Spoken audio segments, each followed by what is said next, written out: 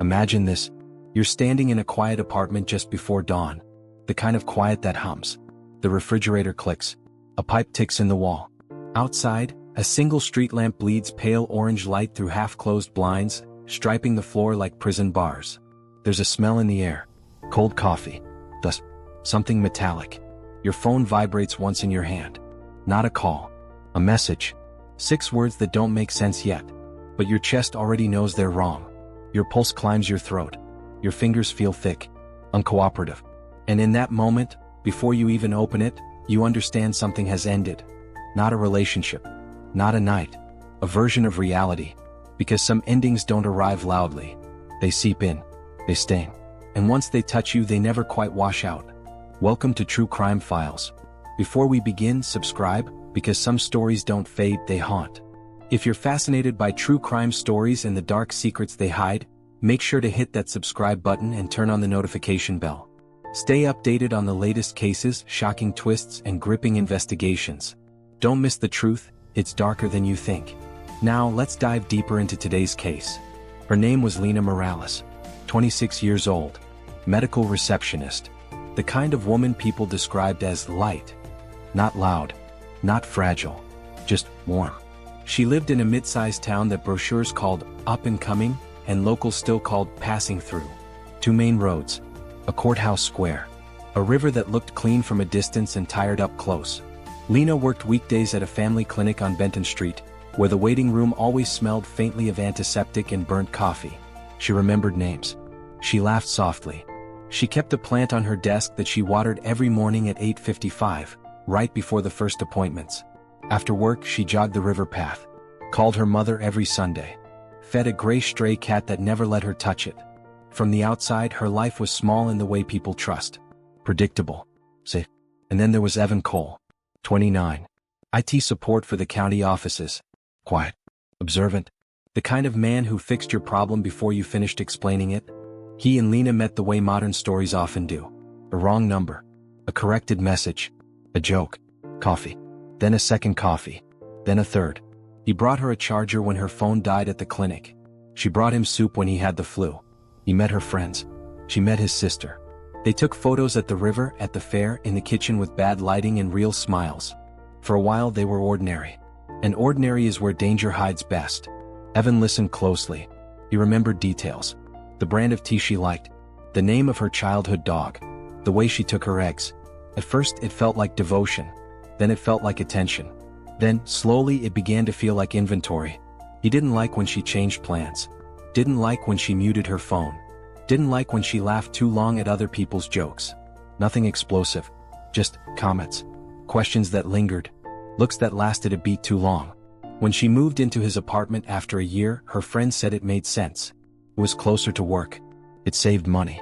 It felt like a step forward. But steps forward can still lead into rooms with no exits. The apartment was second floor. Beige carpet. Thin walls. A balcony that looked over the parking lot. Wind chimes hung by the sliding door. They rang even when there was no wind. At night, Evan sometimes lay awake while Lena slept, counting the rhythm of her breathing, making sure it didn't change. He began checking her phone as a joke. Then checking it when she wasn't there. He wanted passwords, locations, explanations for lateness measured in minutes. Lena noticed. She joked it off. Then she argued. Then she went quiet. And quiet is not peace. It is preparation. The first real crack came on a Thursday. Lena got home late. A staff birthday at the clinic. Photos. Her phone had died.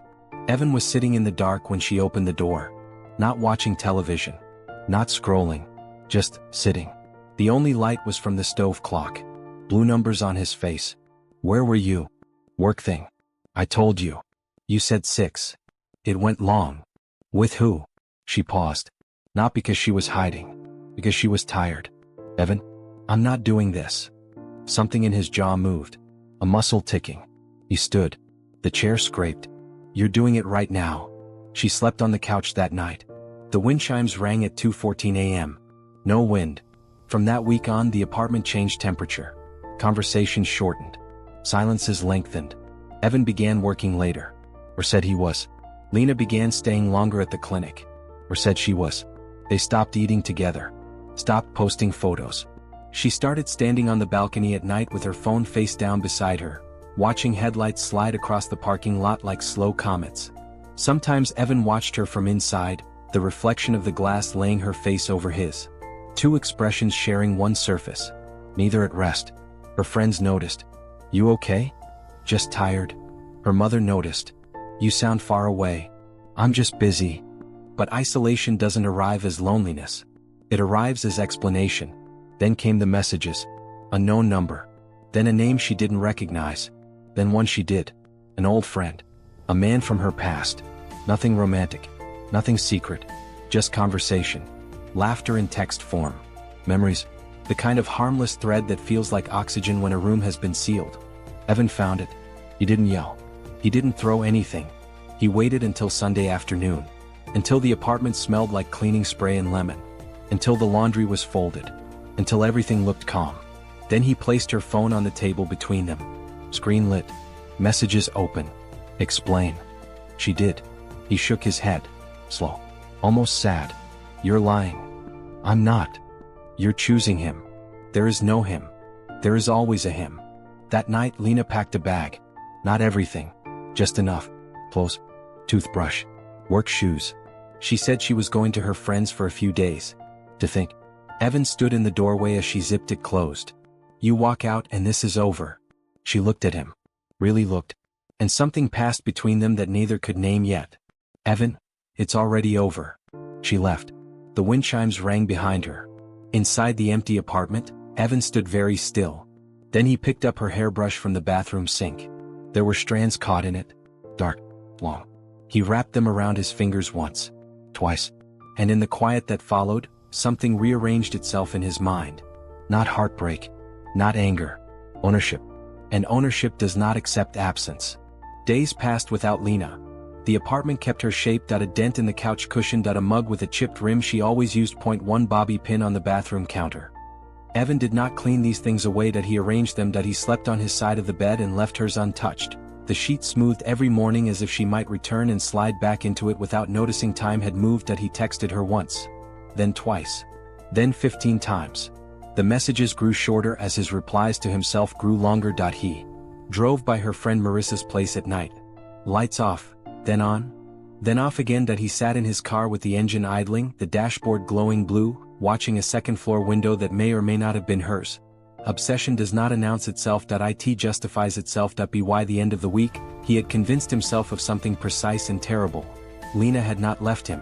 She had been taken from him. By influence. By manipulation. By someone who had inserted himself into her thoughts like a virus. And viruses, Evan believed, were removed. The name on her phone returned to him again and again. Marco. An old friend. A man who lived across town. A bartender at a place near the river. The kind of job where people listened. The kind of job where stories were traded. Evan drove there one evening. He did not go in. He watched through the front window as Marco laughed with customers, sleeves rolled, glass catching the light. Evan memorized his posture. The way he leaned, the way he smiled when someone touched his arm.at home. He searched Lena's old laptop, emails, photos, receipts. Nothing incriminating, nothing dramatic. Just fragments of a life that had existed before him. That was enough. The plan did not arrive fully formed. Plans like this rarely do. They assemble themselves from grievance and opportunity, from coincidence mistaken as permission. Evan's job gave him access.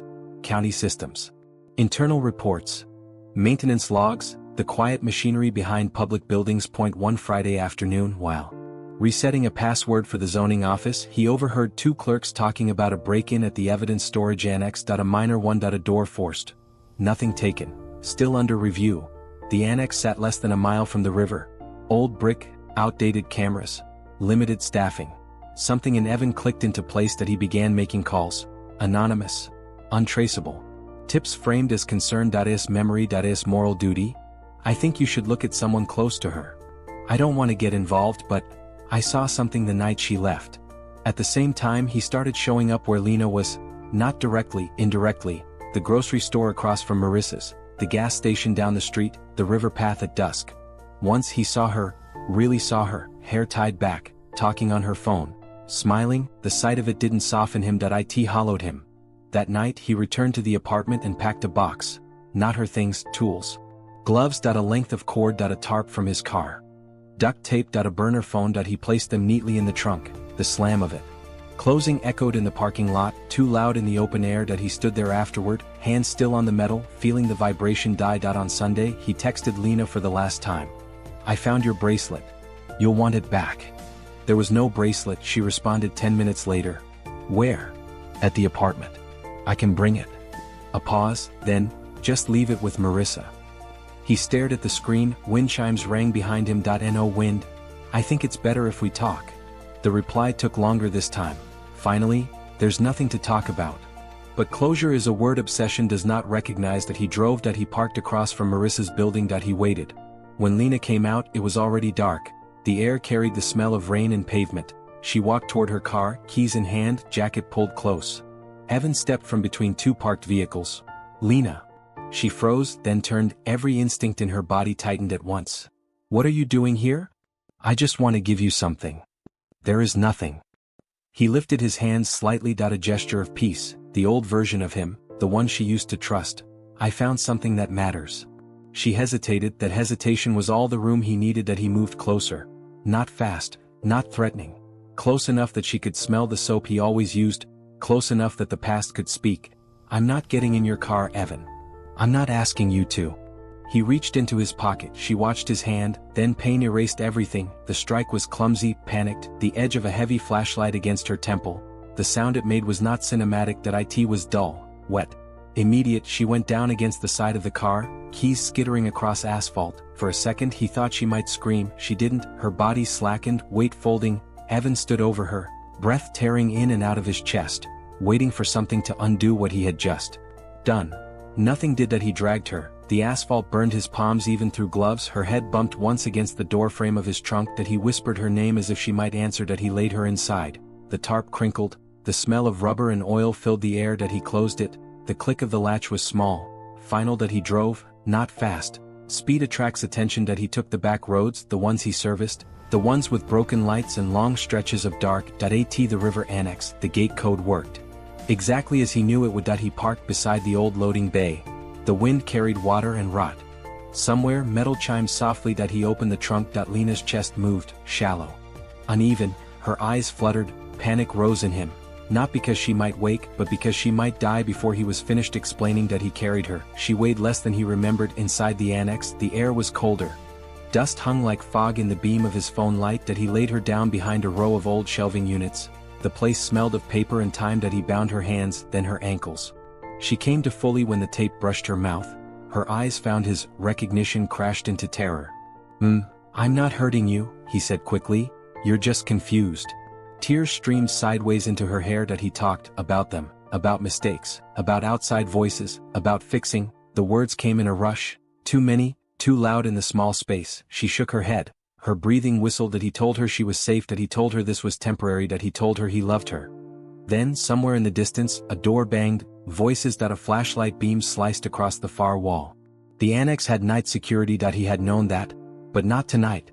Not now. Fear does not make you smarter. It makes you faster, and fast is careless. He pressed the tape harder. She bit. He swore. His grip slipped. Her head struck the concrete when he shoved her back. The sound was wrong, too solid. She went still.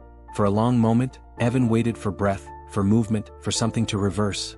Nothing came. Footsteps approached. Panic finished what confusion had started. He tore away the bindings, wrapped her in the tarp, dragged her again out the back. To the river. The water was high from recent rain, dark, fast. He did not pray. He did not hesitate. He pushed. The splash was swallowed immediately. By current. By distance. By night. When security found the broken door and disturbed shelves an hour later, there was no one there. By morning, Lena Morales was missing. The morning Lena didn't show up for work, the clinic ran on autopilot for the first hour, like the building itself hadn't received the news yet. Her desk sat the same way she'd left it.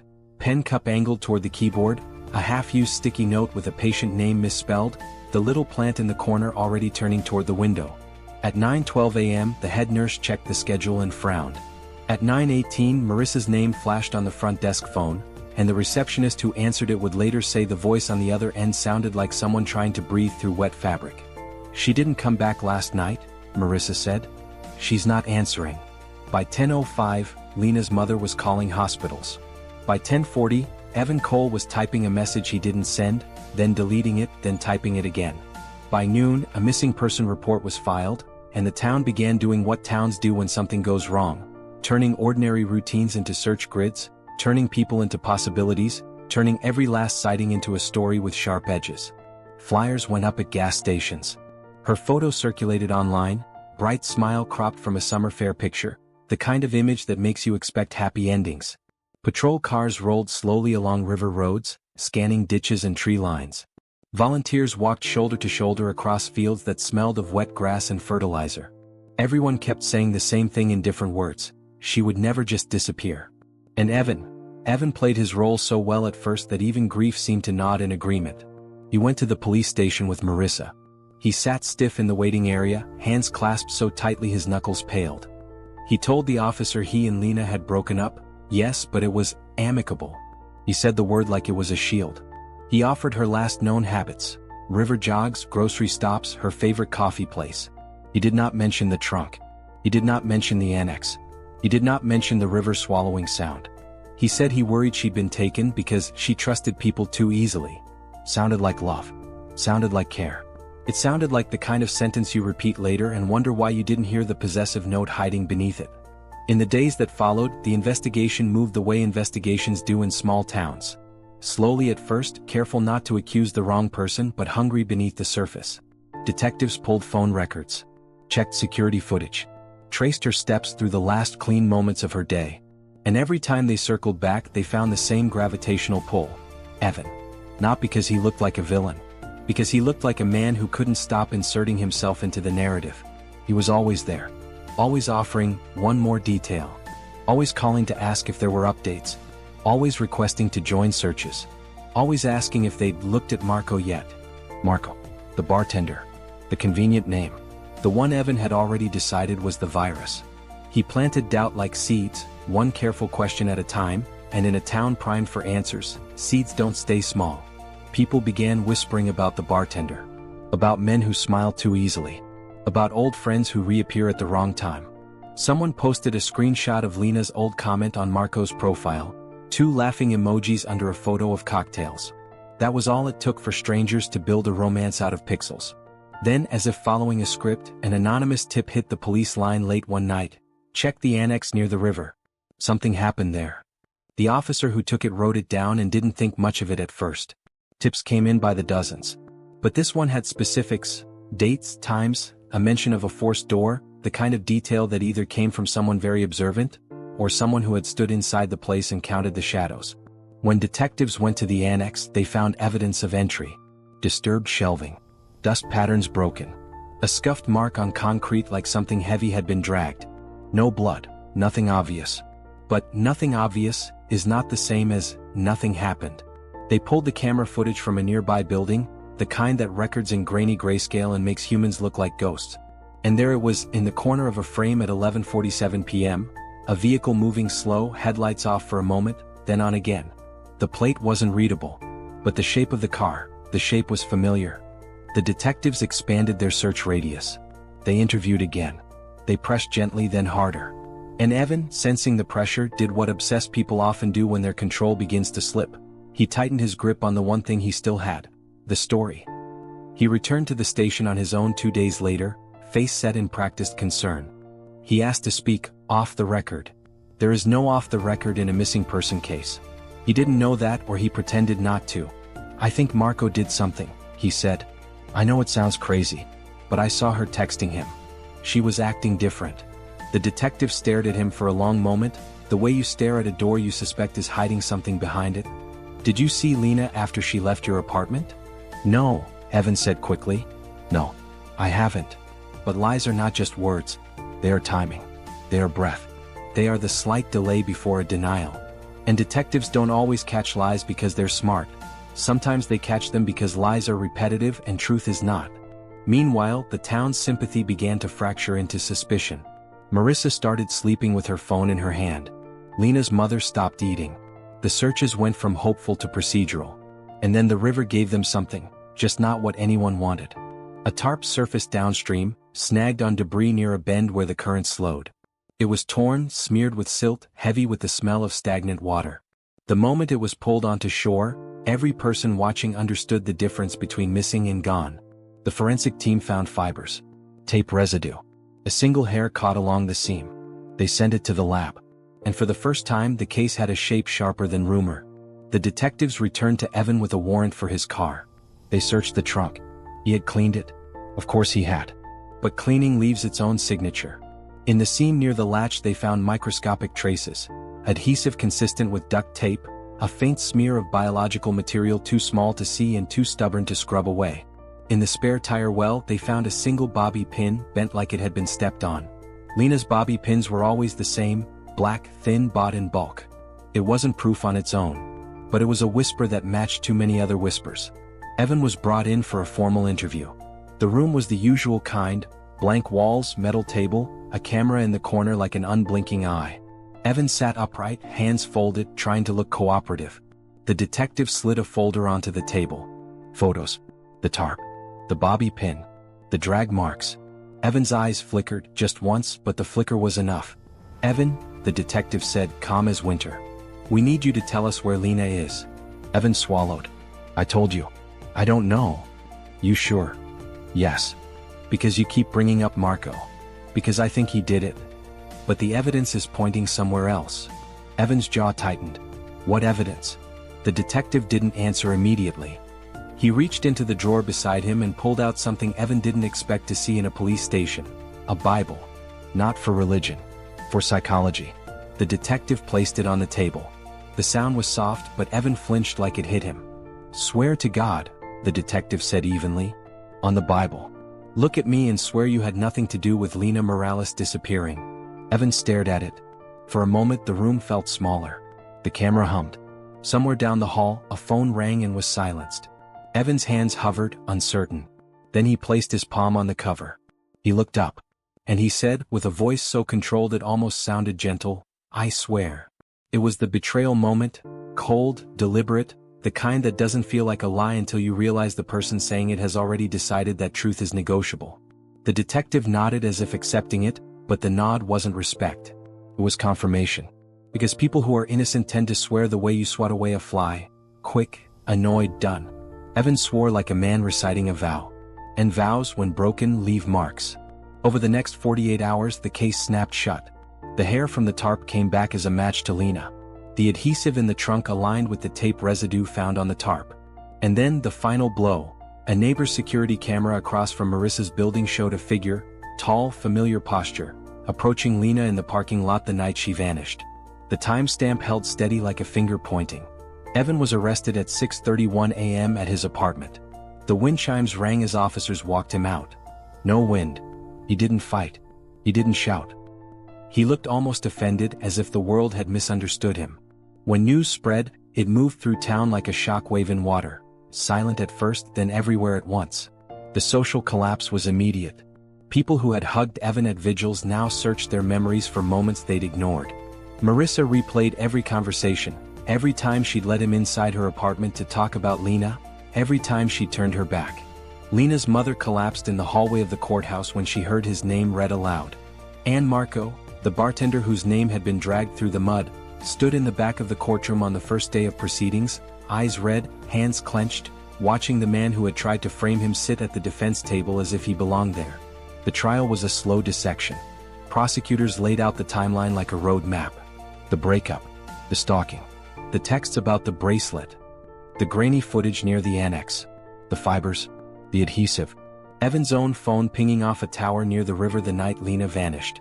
Evan's defense tried to paint him as a grieving ex, a man overwhelmed, a man unlucky enough to be nearby. But every reveal tightened the rope. Then came the witness that turned the room cold, the security guard from the annex. He testified about hearing a door bang, about seeing a vehicle leave, about the disturbed area behind the shelving units. The prosecutor played the audio from Evan's interrogation, his calm voice swearing on the Bible. The courtroom listened to it in silence, the way you listen to a storm building far away. Evan sat still, eyes forward, refusing to flinch. But the jury watched his hands. They watched the way he clenched and unclenched as if trying to crush something invisible. When the verdict came, it arrived without drama. Guilty. The judge's voice didn't shake. The courtroom did. Lena's mother cried into her hands with a sound that wasn't crying so much as breaking. Evan's sister left before sentencing, unable to watch the last piece fall. Evan stared at the judge with the expression of a man who still thought this could be negotiated. The judge leaned forward and spoke the words in one breath, clean as a blade, 15 years. No parole. Evan blinked. Just once. Like someone waking up too late. What would you do if this happened to you? Comment below.